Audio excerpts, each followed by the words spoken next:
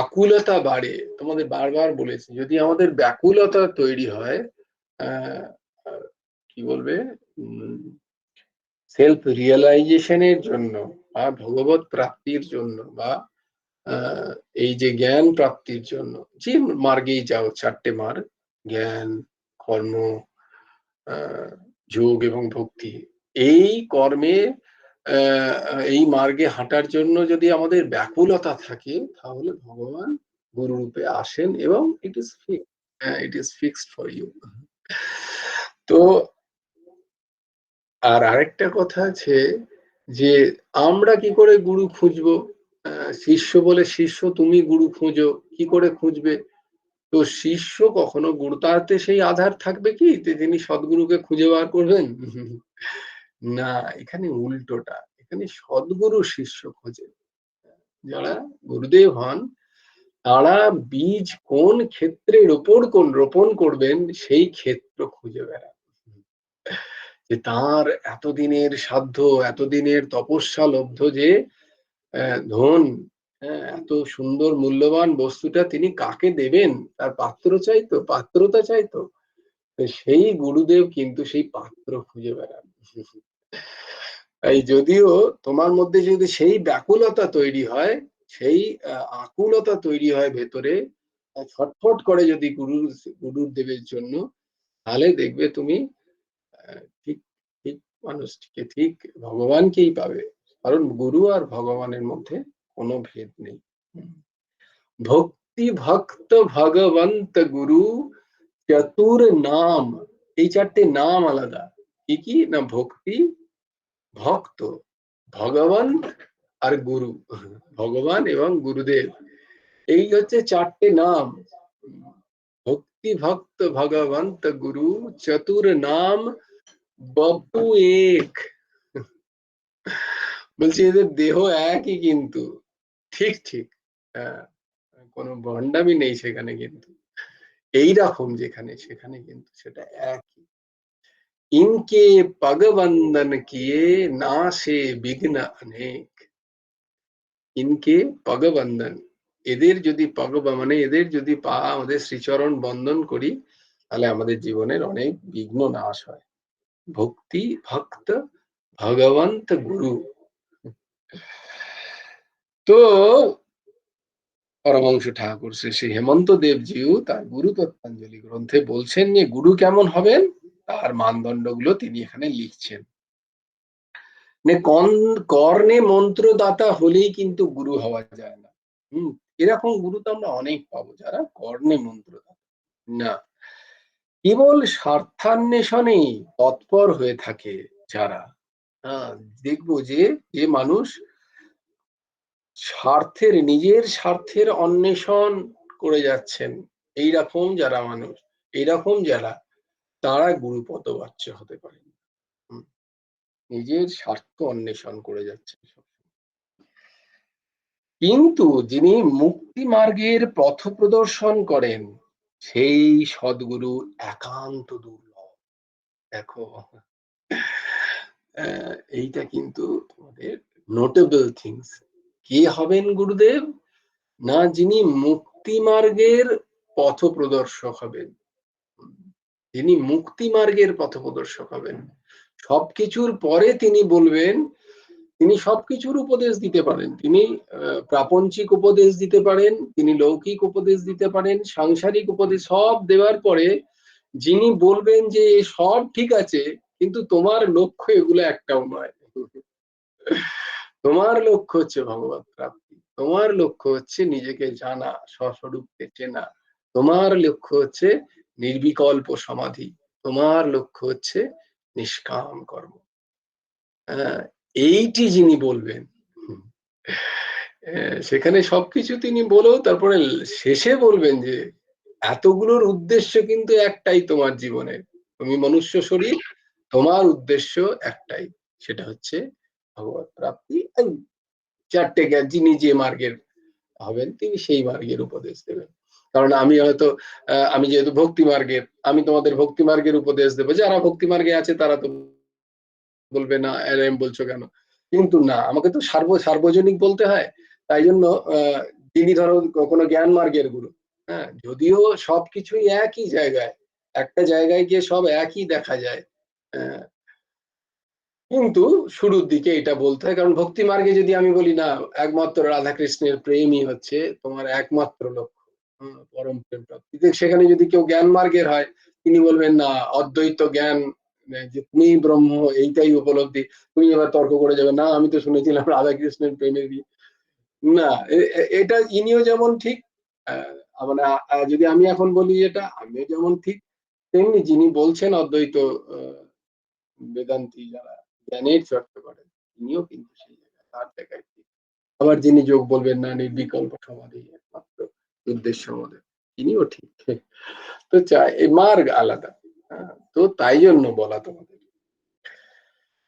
তো আলটিমেট যিনি এই মুক্তি মার্গের দ্য হাইয়েস্ট পসিবল অ্যাচিভমেন্টস এটাকে বলা হয়, the highest possible achievements in your life, in life means as an human being in whatever the way you are going to walk off, তুমি যে কোনো রাস্তায় হেঁটে যেতে চাও, কিন্তু হাইয়েস্ট পসিবল অ্যাচিভমেন্ট তোমার কি, লক্ষ্য কি হওয়া উচিত, যিনি এরকম বলবেন তাকে গুরু করো।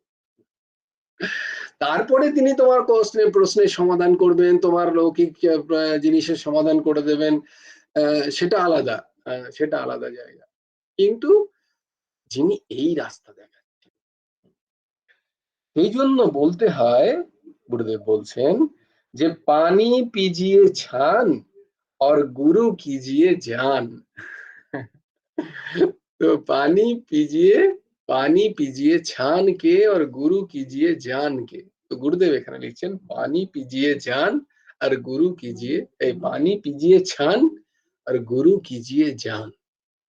किसी को भी आ गया गुरु बना लिए, अरे बड़ी भीड़ भाग रहा है हम भी भाग लेते हैं इनके ही पीछे, नहीं हम नहीं बोल रहे कि गुरु जी गलत है, हम कभी किसी का निंदा नहीं कर सकते, लेकिन आप कहीं आप তোমরা কোনো জায়গায় যেন ঠকে না যাও, ঠকে মানে কোনো জায়গায় অসৎ আচরণ দেখে যদি তোমাদের খারাপ লাগে তাহলে তোমাদের এই গোটা রাস্তাটাকেই মনে হবে সেটা যেন না হয়, তাই জন্য একটু রয়ে সয়ে গুরুদেব করতে হয় আধ্যাত্মিক। যেমন জল ছেঁকে খেতে হয়, গুরুও তেমনি জেনে জেনে করতে হয়, অর্থাৎ গুরুকে পরীক্ষা না করে, গুরুদেব বলছেন কিন্তু আমাদের গুরুদেব বলছেন এই যে গুরুকে পরীক্ষা না করে অজ্ঞাত কুল শীল এই গুরু রূপে গ্রহণ করা উচিত। যার কুল জানি না, যার শীলতার সম্বন্ধে আমার কোনো জ্ঞান নেই, হ্যাঁ, যার কুল মানে গুরু কুল মানে জানো কি কুল মানে, এই কুল নয় যেগুলো আমরা ব্রাহ্মণ ক্ষত্রিয় না, গুরুর একটা পরম্পরা থাকে সবসময়, গুরুদেবের একটা পরম্পরা থাকে সবসময়, এই পরম্পরা অনুযায়ী যিনি দীক্ষা দিচ্ছেন, মানে তিনি কোনো পরম্পরা থেকে সেই দীক্ষা পেয়েছেন কিনা, মন্ত্র পেয়েছেন কিনা, সেইটা হচ্ছে গুরুকুল হয়, গুরুদেবের কুল হয়। আর শীল গুণ হয় গুরুদেবের, কুল শীল তো আমরা জানি, যদিও ভাঙলে অনেক ব্যাখ্যা হয়, তো গুরুকুল হয়, মানে গুরুকুল মানে যে গুরুদেবের একটা পরম্পরা আছে সেটা আগে জানতে হয়, তিনি কোন পরম্পরা, গুরুর চরিত্র কিরূপ দেখতে হয় বেশ কিছুদিন, তার সাথে থেকে তার আচরণ দেখে তার চরিত্র কিরূপ আগে একটু দেখে নিতে হয়। গুরু কাম ক্রোধ লোভাদি রিপুর বশবর্তী কিনা পরীক্ষা করা কর্তব্য। হ্যাঁ সত্যি এটা তো পরীক্ষা করতে পারবে তোমরা যে গুরুদেবের মধ্যে কোনো বিষয়ের প্রতি কামনা আছে কিনা সত্যি সত্যি, হ্যাঁ, যেমন বিবেকানন্দ পরীক্ষা করেছিলেন তোমরা কি জানো, বিবেকানন্দ পরীক্ষা করেছিলেন শ্রীরাম কৃষ্ণকে, একটা খাটে একজন বলছে, আরেকটা খাটে পাশে বলছে তোরা দুজন একই ঘরে আছিস তো, তো আমি দেখতে পাচ্ছি তো দুজনকেই। তো গুরু একবার ওই রকম বিবেকানন্দ যেতেন, তিনি তো ব্রাহ্ম সমাজ করতেন, পরম মানে জ্ঞান মার্গের, তো তিনি তো ভক্তি মার্গে একেবারেই পছন্দ করতেন না, কিন্তু ওই যে টান, ঠাকুরের টান ছিল, তাই জন্য বলে ওর কাছে গেলে সব সমাধান হয়ে যাবে। বলে দূর পাগলের কাছে গিয়ে কি করবো আমি? তো বলছে না রে, ও পাগল, ও বিশাল, এরকম ওনাকে যারা যারা বলছে। বলছে আচ্ছা, বলে হ্যাঁ ওনার নাকি না, উনি পয়সা ছোঁন না, পয়সা ছুঁলেই ওনার সব দিকে যায় চারিদিকে। বলছে আচ্ছা দেখি একদিন পরীক্ষা করে। তো ওই ঠাকুর রামকৃষ্ণদেব একটা জায়গায় বসে, তার কম্বলের একটা তক্তার উপর কম্বল, তার উপরে বসে তিনি এরকম প্রবচন দিতেন বা বসে সবার সাথে কথা বলতেন। সেই কম্বলের নিচে স্বামী বিবেকানন্দ দু একটা টাকা রেখে দিয়েছিলেন। তো স্বাভাবিকভাবেই তার জানার কথা নয় রামকৃষ্ণ পরমহংস ঠাকুর রামকৃষ্ণ। তো তিনি যখন এসে বসেছেন, এই চলে গেল বলে লাফিয়ে উঠেছেন, তখন বিবেকানন্দ বিশ্বাস হলো যে হ্যাঁ তাই তো। এইরকম আমি বলছি তোমরা এটা টেস্ট করো না সব জায়গায়, কিন্তু অ্যাটলিস্ট নিজের বিবেক বুদ্ধি লাগাও, যে এই মানুষটার মধ্যে, এই যাকে আমি আমার গুরুদেব করব, তার মধ্যে কামনার প্রবৃত্তি আমি দেখছি কিনা, তার মধ্যে ক্রোধ আছে কিনা, তার মধ্যে লোভ আছে কিনা, তার মধ্যে কাম ক্রোধ লোভ, এগুলো আছে কিনা আমি একবার দেখে তো নিই।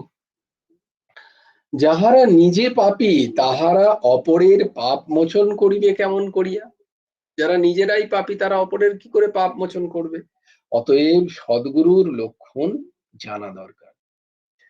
গুরুদেব আবার লিখছেন সদ্গুরুর কি কি লক্ষণ।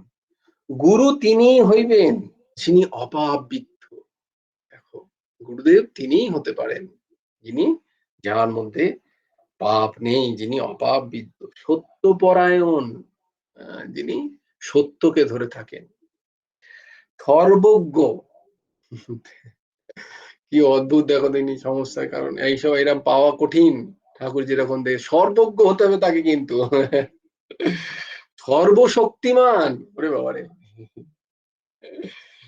পরার্থপর, তিনি সর্বথা পরার্থপর, স্বার্থপর নয়, পরার্থপর, দয়ালু ও প্রেমময়।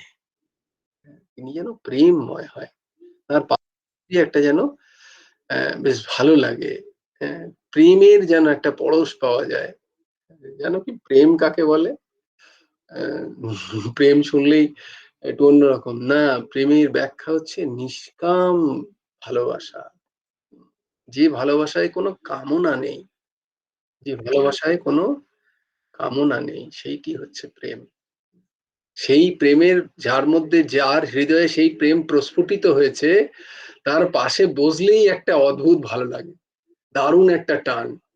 সেই টানের মধ্যে কোনো কাম ভাব নেই, দেখবে অদ্ভুত সে টান।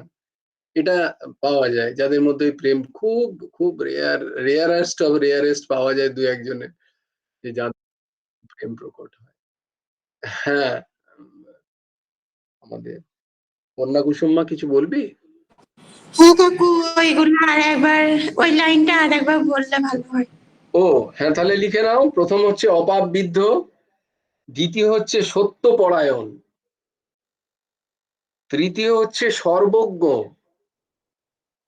চতুর্থ হচ্ছে সর্বশক্তিমান,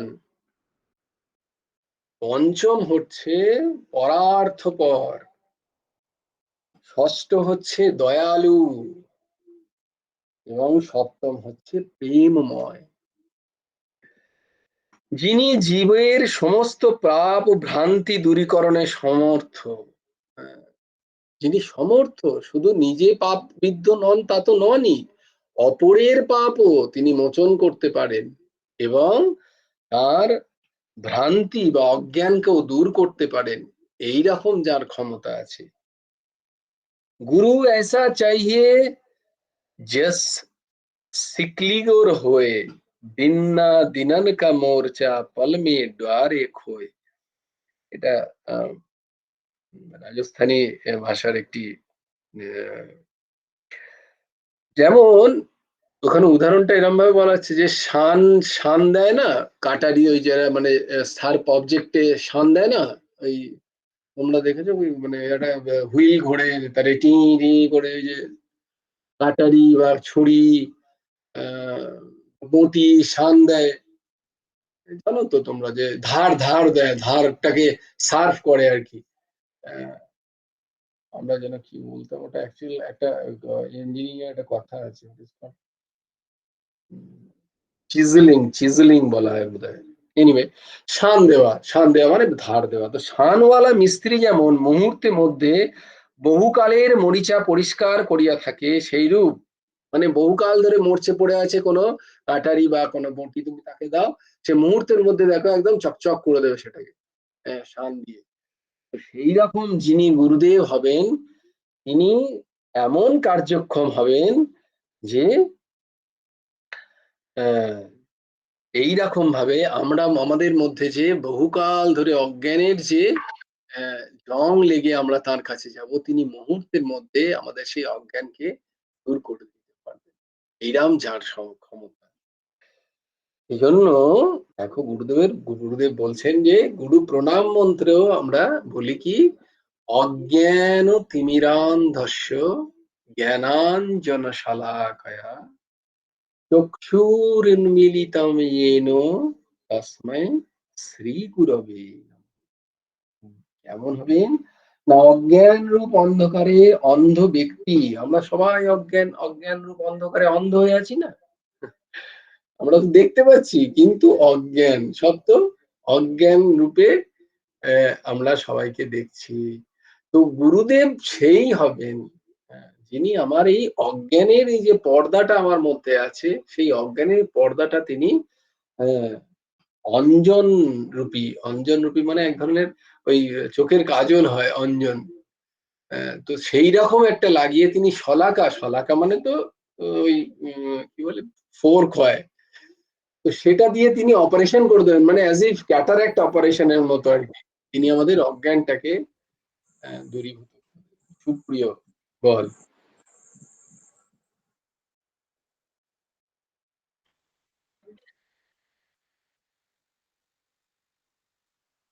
হুম।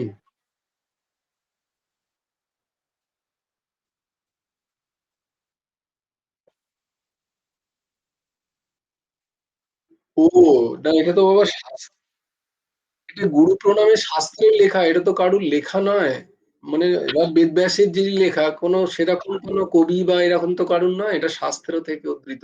অর্ঘ্য বোধহয় জানে, কিছু বলবে অর্ঘ্য।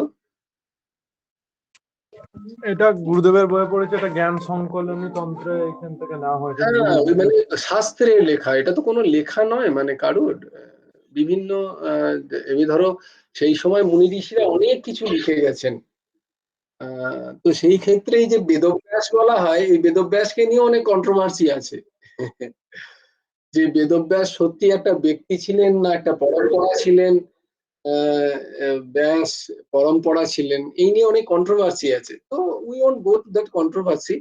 আমরা এইগুলো, এই যে জ্ঞানের কথাগুলো আমরা শাস্ত্র থেকে পাচ্ছি, বিভিন্ন মুনি ঋষিরা এগুলো কোথাও না কোথাও কখনো লিখেছেন, আবার এগুলো অনেক মুনি ঋষিরা একাট্টা করেছেন, কারণ যারা লিখেছেন তারা কখনোই নিজের নাম লিখে দেননি, কারণ সেই সময় ওই পাতায় লিখে দিতেন, তো তারা যেটা ধরো ধ্যানে যেটা আবিষ্কার করলেন তারা পাতায় লিখে রেখে দিলেন, তো সেটা পড়ে আছে অনেকদিন ধরে, কেউ হয়তো আবিষ্কার করলেন এরকম একটা অদ্ভুত জ্ঞানের কথা, জানেনই যে কে লিখেছেন।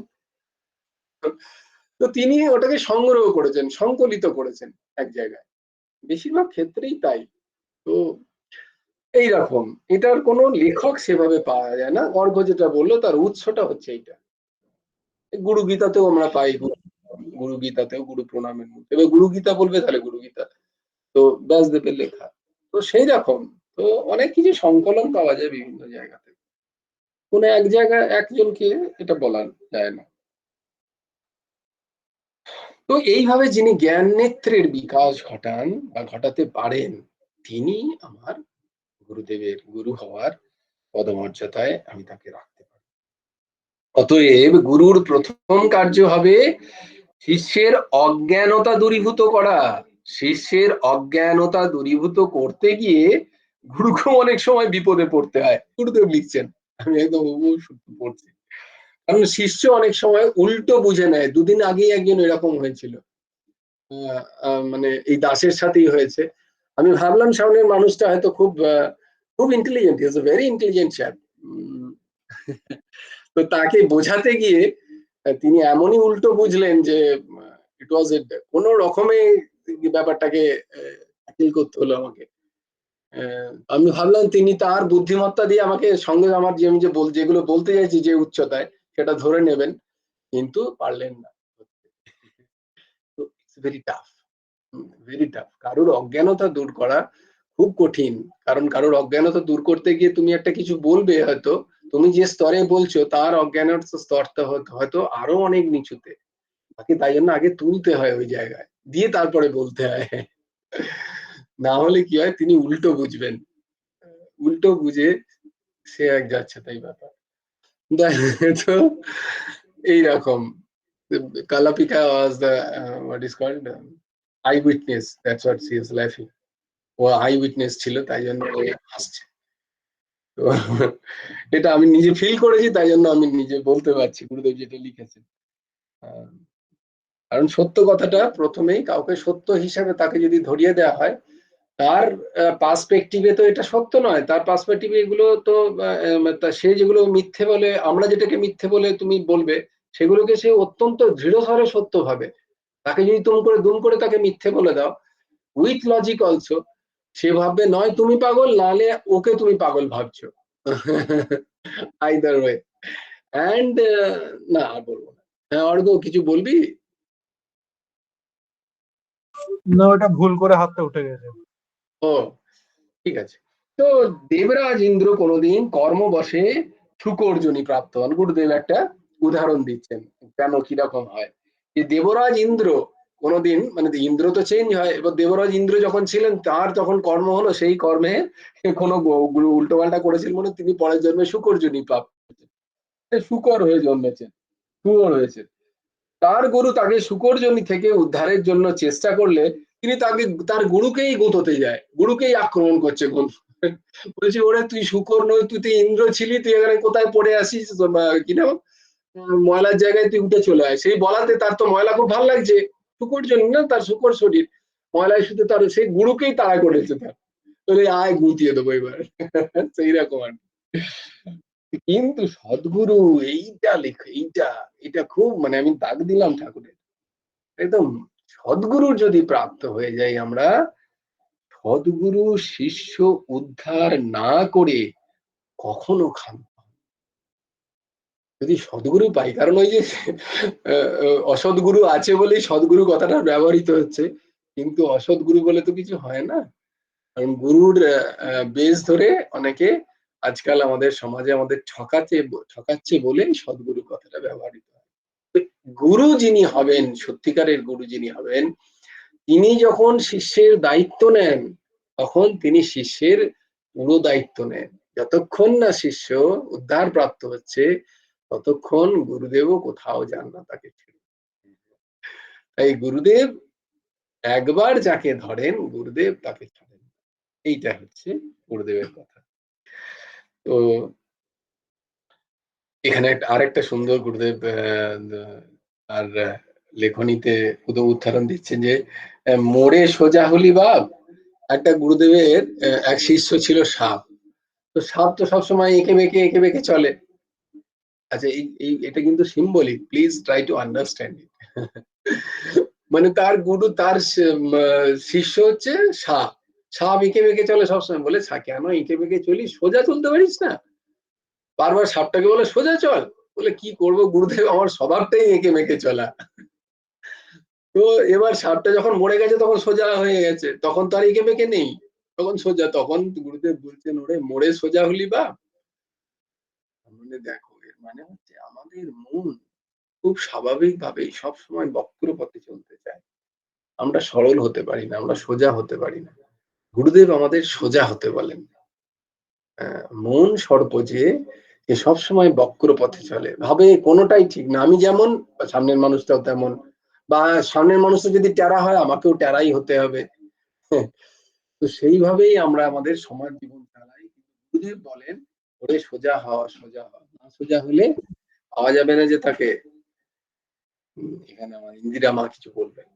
হ্যাঁ ইন্দিরা বল। হ্যাঁ ব্যাস, আর আর হাত দিস না, বাবা বল। হ্যাঁ, জয় রাধে শ্যাম। জয় গুরু রাধেশ্যাম। যখন ওই গুরুদেব যখন দেহে ছিলেন, তখন ঝুল ঝাড়তাম। ঝুল ঝেড়ে মাকড়সা গুলো নিচে পড়ে যেত, তখন পায়ে করে মারতাম। তা গুরুদেব কিন্তু সবই দেখতে পাচ্ছেন, দেখছেন, কিন্তু মানে তখন কোনো অত শাস্ত্র চর্চাও ছিল না, গীতাও কোনোদিন পড়ি নাই, আর কোনো মানে কোনো পড়াশোনার কোনো গন্ধই ছিল না কো। কিছুই জানি না। গুরুদেব থাকতে বলেছেন, থাকা, কর্ম করা, কর্ম করতে হবে। ভালো লাগে কর্ম করতে, সময় কাটাতে হবে তো। আর গুরুদেব কোনোদিন আদেশ করতেন না। মানে এই গুরুদেব দেখতাম, মানে কোনোদিনই গুরুদেব বলেন নাই ঝাড়ু দাও পাতা, কোনোদিন কোনো আদেশ করেন নাই। গুরুদেব নিজেই ঝাড়ু দিতেন। দিয়ে তখন মনটা হতো, বাপরে গুরুদেব ঝাড়ু দিচ্ছেন, তাহলে আমি ঝাড়ু দিই। ওই গুরুদেবের ঝাড়ু দেওয়ার দিকে, কারণ ঘরে তো কোনোদিন কর্ম করি নাই, ঘরেতে কোনোদিন তাই কর্ম মানে কাজের প্রতি অত মানে ওই পড়াশোনা, ব্যাস না মা, কি পড়াশোনা বলতে পাঠাটা। চাই, মানে এই প্রসঙ্গে কি না, বলতে চাইছো খাস তুমি? কথাটাই। আরে বাবা, আমি তো সে গুরুদেবের কথাই বলছি। হুম। যদি বারণ করো তাহলে আর বলবো না। না না না, আমি বলতে চাইছি কি বলতে চাইছো সেটা বলো। মোদ্দা কথাটা তো বুঝতে পারছি না। না, আমাকে তো তা বলতে দিতে হবে, না বলতে দিলে বাধা প্রাপ্ত করলে আমি তো কি করে বলবো। আচ্ছা বলো বলো। না, যদি বারণ করো না, আমি তাহলে তো বারণ বলবো। করিনি, আমি বললাম কি বলতে চাইছো সেটা বলো।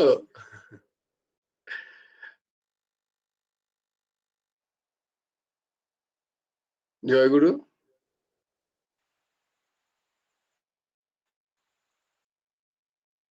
হ্যাঁ বলো। না, অন্য তুমি বিরক্তি হয়ে তো কোনো কিছু শোনা যায় না। আমি তো এটা গুরু সঙ্গের কথাই বলছি, আমি তো অন্য কোনো কথা বলি না। হ্যাঁ বলো বলো বলো, শুনছি তো আমরা। না, বিরক্তি লাগলে আমি বলবো না, আমার বলার কি আবার প্রয়োজন। এইগুলো এগুলো তো ক্লাসের কথা নয়, তোমাকে বলতে বলছি, তুমি বলো। তাই এটা ক্লাসের কথা না হলেও যে প্রসঙ্গে আলোচনা হলো সেই প্রসঙ্গেই বলা। হ্যাঁ বলো।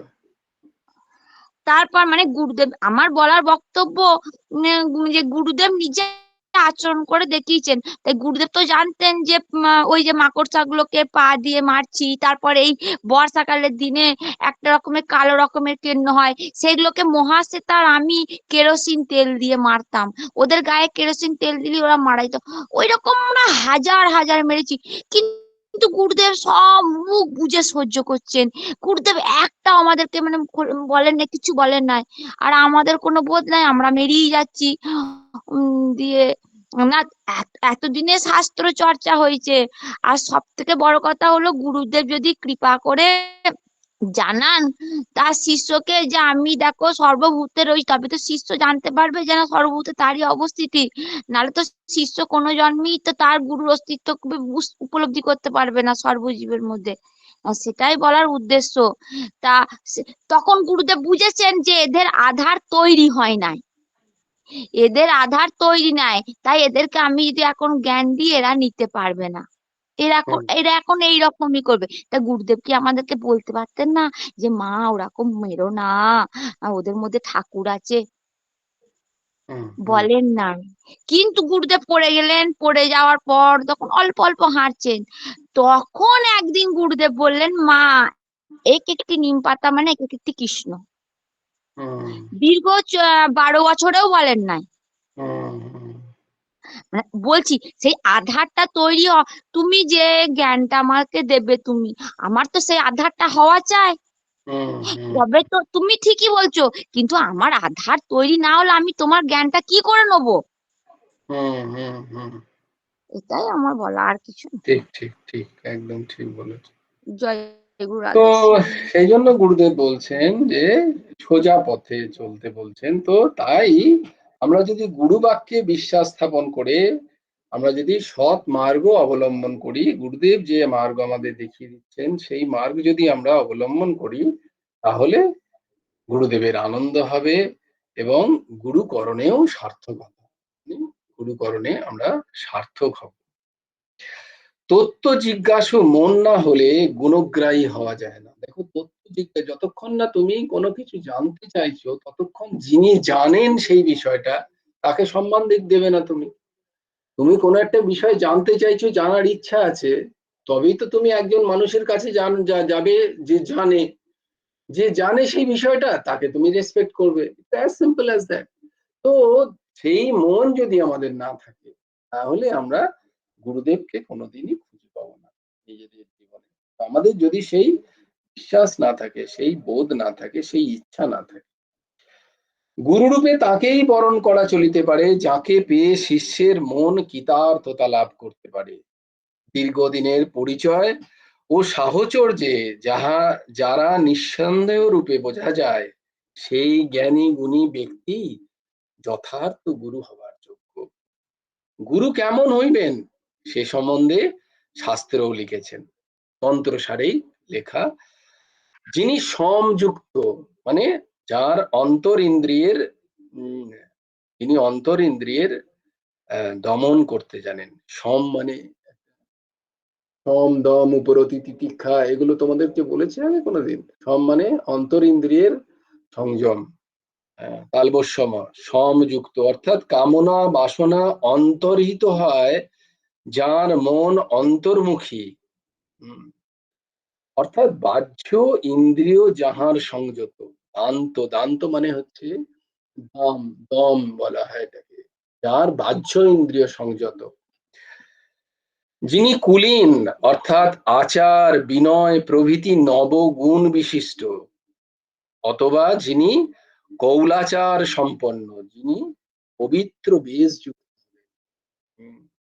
শুদ্ধাচার পরায়ণ, সৎ কার্যাদির দ্বারা যশস্বী, যিনি সৎ কার্যেই নিজেকে ব্যস্ত রাখেন, পবিত্র স্বভাব, যার স্বভাবটি হবে পবিত্র, যিনি দক্ষ অর্থাৎ ক্রিয়া নিপুণ, ক্রিয়া নিপুণ, সুবুদ্ধিমান, শুধু বুদ্ধিমান নয়, সুবুদ্ধিমান, আশ্রমী, আশ্রমী হতে, দেখো আশ্রমী হতে, আশ্রমী মানে, আশ্রমী মানে আশ্রমে না, আশ্রমী মানে কোন একটা আশ্রমের মানে ব্রহ্মচর্য, গার্হস্থ, বানপ্রস্থ, সন্ন্যাস, এই আশ্রমী হতে হবে তাকে।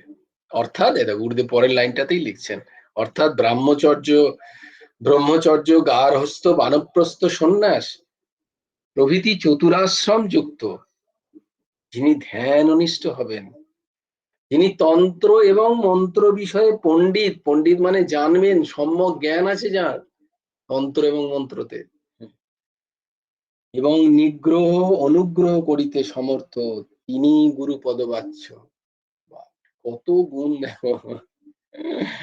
আবার একটি 4টে শ্লোকের আছে, তার বাংলাটা এরকম হচ্ছে, তিনি শিষ্যের নিকট হইতে পরিচর্যা লাভ, মানে শিষ্যের নিকট থেকে খালি সেবা লাভ বা যশ লাভে ইচ্ছুক নহেন, এমন ব্যক্তি যিনি শুধু শিষ্যের কাছে পরিচর্যা নেবেন আর শিষ্যের বাই বা শিষ্যের সেবা নেবেন, সেবা মুখ যারা, শুধু তার ইচ্ছুক নয়েন, এমন যিনি পূর্ণ কৃপা সিন্ধু, তার কৃপার কোনো অন্ত নেই, যিনি কৃপা সিন্ধু, কৃপার রসে যিনি পরিপূর্ণ, সর্বপ্রাণীর মঙ্গলদায়ক, তিনি কোনো প্রাণীকে কষ্ট দেন না, তিনি সর্বপ্রাণীর হিতকারক, মঙ্গলদায়ক, যিনি স্পৃহাহীন, যার মধ্যে কোনো স্পৃহা নেই, সর্ব বিষয়ে সিদ্ধ, যিনি সর্ব বিষয়ে সিদ্ধ মানে জানেন, তার জ্ঞান আছে,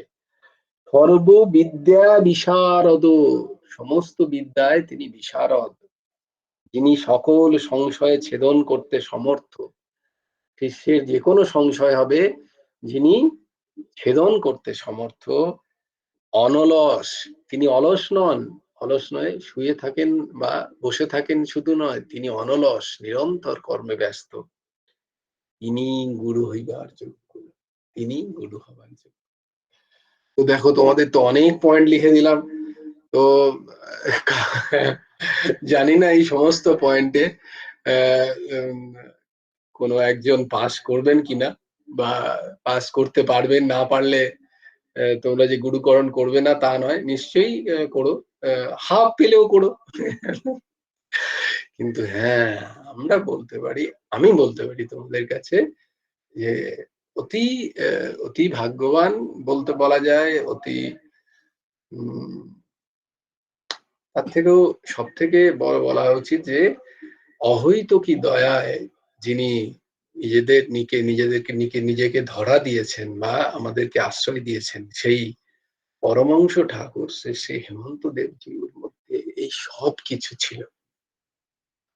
তিনি তো দেহে নেই, কিন্তু তো বলে যাই তোমাদের, তার মধ্যে সব ছিল। এই যে কটা এক একটা কথা, এক একটা গুণ, যেন তিনি সারা জীবন ওইটাই করেছেন যে আমি গুরু হব বলে এই গুণগুলোকে যেন তিনি এক একটা নিজের জীবনে খচিত করেছেন। এইটাই তার যেন সাধন ছিল। সাক্ষাৎ ভগবান যদি আমরা যারা আশ্রিত, তারা তো তাকে ভগবত স্বরূপেই প্রণাম করি। যারা নাও দেখেন তাদের কাছে আমি অনেককে বলেও ছিলাম যে যাও, এরকম পাওয়া কঠিন। কারণ গুরুদেবের কৃপায় গুরুদেব ওইভাবেই চিনিয়েছিলেন বিভিন্ন বড় বড় মানুষের কথায় যে গুরু কেমন হবেন। আমি যখনই যে কোনো পরাকাষ্ঠায় আমার গুরুদেবকে বসাতাম, তিনি 100-তে পাশ করতেন, সেখানে আমি দেখেছি। তো যারা না আছেন তাদের জন্য আমি বলতে পারি, অবশ্যই তোমরা দেখে সবসময় দেখবে যেগুলো বলা হলো। তাই জন্যই গুরুদেব লিখেছেন যে যাতে অন্ধভক্তি না হয় এইগুলোর মধ্যে দিয়ে গিয়ে। কারণ গুরু শক্তি তো কোনো দেহ আবদ্ধে নয়।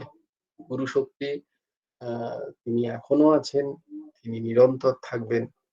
তো তোমরাও খোঁজো নিশ্চয়ই ঠাকুর, পরমহংস ঠাকুর শ্রী শ্রী হেমন্ত দেবী কখনো কোথাও কোনো রূপে এসে তোমাদের কাছে ধরা দেবেন। তো এইভাবে তোমরা গুরুদেবের খোঁজ করতে পারো। আর যদি খুব ব্যাকুলতা হয়, তিনি সামনে আসবেনই আসবেন। এটাই হচ্ছে নিয়ম। বেশ, এনি কোশ্চেনস? আমরা কালকে আমরা একটু ভাগবত করব, কারণ মাঝখানে আমরা গীতা পড়লাম, তারপরে গুরু তত্ত্বাঞ্জলি, আমাদের গুরুদেব গুরু পূর্ণিমার জন্য এই নিয়ে আলোচনা হলো গুরুদেবের সম্বন্ধে। আগামীকাল আমরা একটুখানি শ্রীমদ্ ভাগবত থেকে চর্চা করব। বেশ, তাহলে আমরা গৌরহরিকে ডাকি। কালকে গৌরহরিকে পাইনি। সেটা কোথায় ছিলি কালকে? কালকে ওর শরীরটা খারাপ ছিল, দিয়ে আর জয়েন করা হয়নি। হ্যাঁ দেখলি, আমি ভেবেছিলাম ফোন করবো, ভুলে গেছি। হ্যাঁ, ওর কাশি কেমন আছে? কাশিটা কমেছে, গলা ধরে আছে। এই রে, দিয়ে কালকে ওই হয়ে গেল, ঘুমিয়েও গেছিল। আচ্ছা আচ্ছা, জয়েন করা হয়নি। সবাই হাত জোর করো। কইছে তাকে বল ক্যামেরার সামনে আসতে অ্যাটলিস্ট। রাধে শ্যাম, রাধে শ্যাম, শ্যাম শ্যাম রাধে রাধে, রাধে কৃষ্ণ, রাধে কৃষ্ণ, কৃষ্ণ কৃষ্ণ রাধে রাধে। জয় গুরু রাধে শ্যাম। জয় জয় পরমহংস ঠাকুর শ্রী শ্রী হেমন্ত দেব জিউর জয়। আপন আপন গুরু ভগবানের জয়। জয় গুরু রাধে শ্যাম। শ্রী হেমন্ত দেব অর্পণমস্তু। সবাই ভালো থেকো, কালকে আবার দেখা হবে। Keep smiling. টাটা। জয় গুরু রাধে শ্যাম, জয় গুরু রাধে শ্যাম। জয় গুরু রাধেশ। জয় গুরু।